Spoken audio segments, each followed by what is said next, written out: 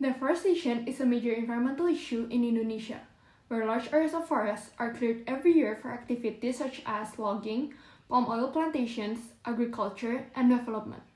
This process not only destroys diverse ecosystems, but also threatens wildlife, contributes to climate change, and affects the life of local communities. The following videos highlight different aspects of deforestation in Indonesia, including its causes, environmental impacts, social consequences, and economic drivers. By comparing these news reports, we can better understand the situation from multiple perspectives and see how deforestation affects forests, people, and the planet.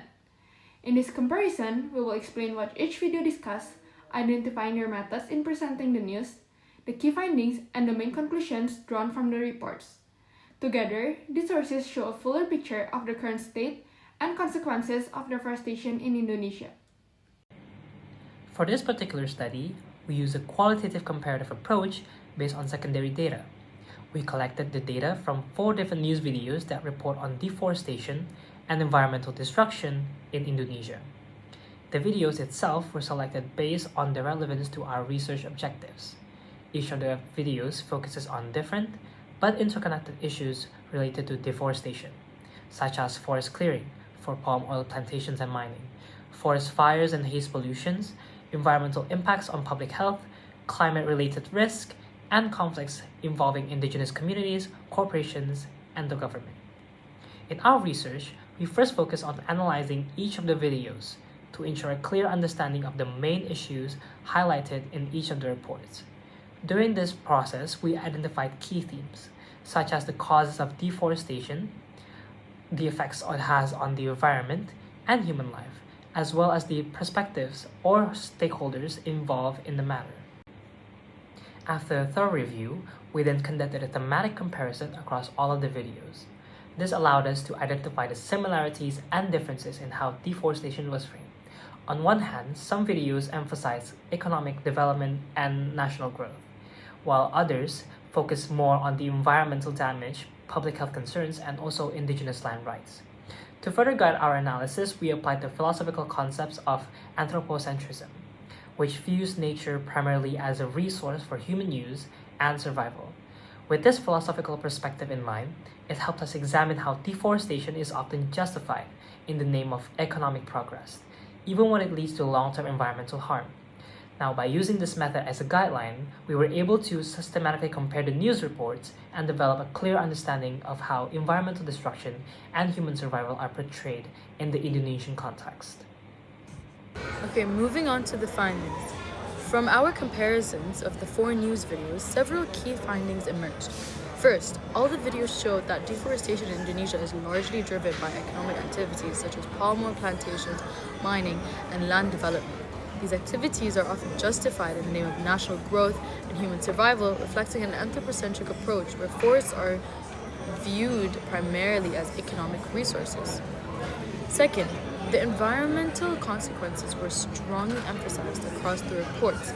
The videos highlighted large-scale forest loss, destruction of wildlife habitats, and an increase of carbon emissions. Forest fires were a major issue, producing thick haze that affected air quality not only in Indonesia, but also neighboring ASEAN countries. The haze had serious impact on public health, especially for children, the elderly, and vulnerable communities. Third, the videos revealed significant social and human impacts. Local and indigenous communities were shown to suffer from land loss, displacement, and reduced access to natural resources. Flooding, rising sea levels, and changing weather patterns were also linked to deforestation, increasing food insecurity and threatening rural livelihoods. When viewed philosophically, these findings highlight a clear tension between human survival and environmental protection. While deforestation is often presented as necessary for economic development, the long-term consequences show that environmental destruction ultimately harms humans themselves. This challenges the anthropocentric assumption that human welfare can be separated from ecological well-being. Additionally, the issue raises questions of intergenerational justice. The actions of current generations, driven by short-term economic benefits, are creating environmental risks that future generations will have to bear. From a human rights perspective, the findings suggest that environmental damage violates fundamental rights, including the right to clean air, safe water, and secure land. Based on the news report that we have watched before, environmental destruction in Indonesia is clearly affecting human survival. The video shows, some of the video shows that deforestation contributes to the flooding, and also like how forest fires create haze that harms public health, and also how environmental damage threatens livelihoods and food security. This issue can lead to development driven by human needs, and economic growth often places nature at risk. Forests are treated as resources for survival, but when ecosystems are destroyed, humans are the ones who suffer the consequences through disaster, health problem, and climate instability. Okay, based on the philosophical perspective, this reflects an anthropocentric mindset where human interests are prioritized over environmental protection.